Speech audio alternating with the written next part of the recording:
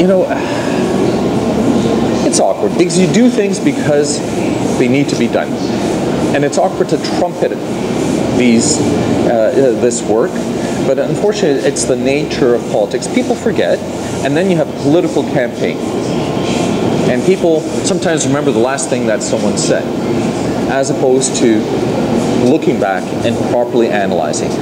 And it would be fine in normal circumstances. It wouldn't be necessary. But these are not normal circumstances in Ukraine. You know, people might say, okay, Boris, you did this in the late 80s, through the 90s, the Orange Revolution. But what's happening today? I've spoken much less about my personal projects during this critical juncture. By the nature of war, your deeds shouldn't necessarily be trumpeted because of the sensitive nature of those projects. So in my case, it's the opposite. I'm definitely not on the Prime Minister's plane. I wasn't invited. I understand out of the 10 Ukrainian Canadians, 4 were from Etobicoke, and all except for a couple were from Toronto's West End. So it's interesting. In fact, it's a little unfortunate. I saw some blogs that were put up saying that now that I've flown in on the Prime Minister's plane, I want everyone to make sure that in the next 20 weeks they work for Mr. Opitz on his campaign. Is that all it takes? And it's unfortunate because people have done tremendously important and good work, and then one trip on a plane, and that's it. I've never been bought. When it came to Ukrainian Canadian issues, I ran against and up against the Prime Minister's office. I called a press conference in the Rotunda of the House of Commons when I had an agreement for 500 observers. An announcement was made while I was on the plane by the foreign minister that we'd only be sending a couple score. I came right after QP, walked into the Rotunda, got the journalists there, and lambasted my own party. I got a call from the Prime Minister's office afterwards. Boris, what the hell are you doing? And I said, and I'll continue doing it.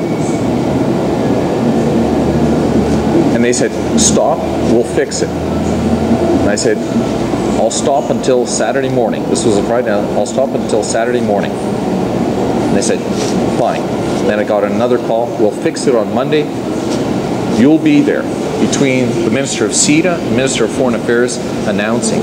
We're taking down the website from Foreign Affairs, and we're going to announce the 500 observers.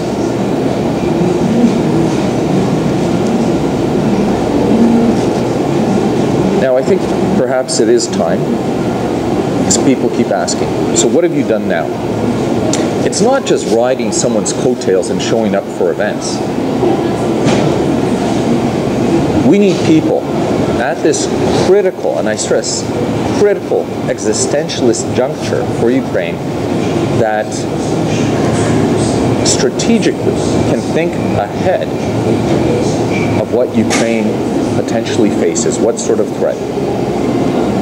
In fact, you were filming when I brought Mustafa Dzhemiliev to Canada. How did I introduce my friend Mustafa, another former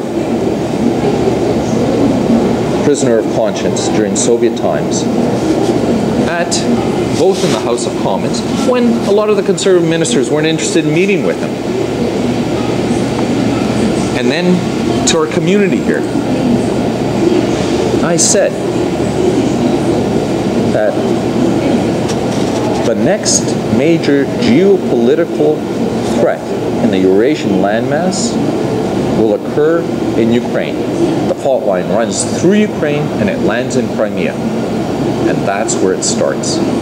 When I was being told in Ottawa by the so-called experts that I was being alarmist, by community members. Boris, you're kind of taking this a little far. I said, no, because you haven't been on the ground.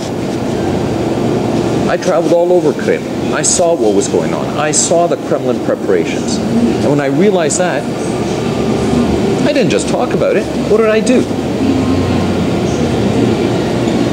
I funded a research project and a book to be written about Crimea and the Crimean Tatars.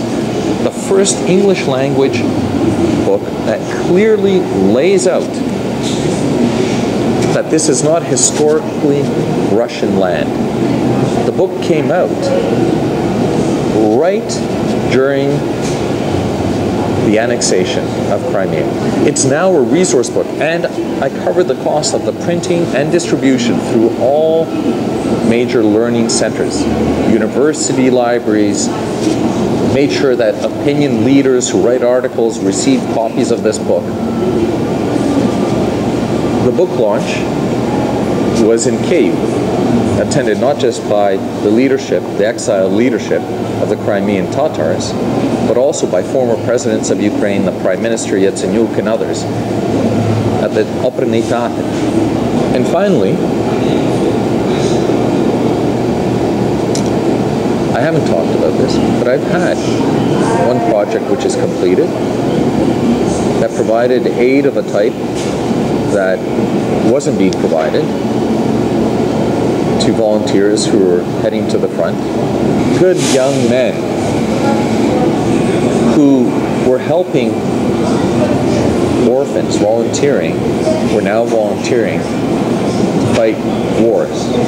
People that, in most cases, never borne arms.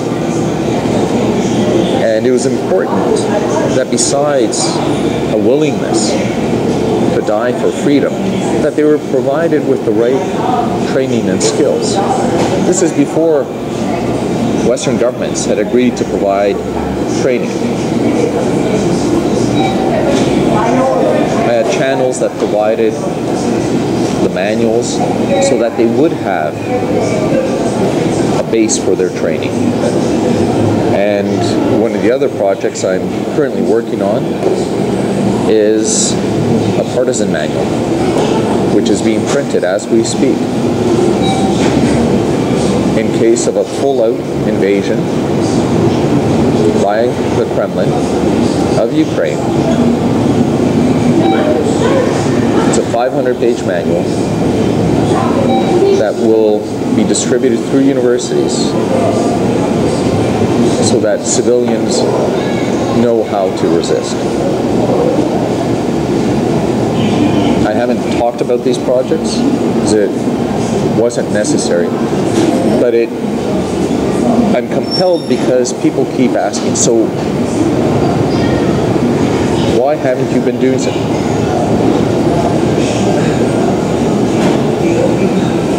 And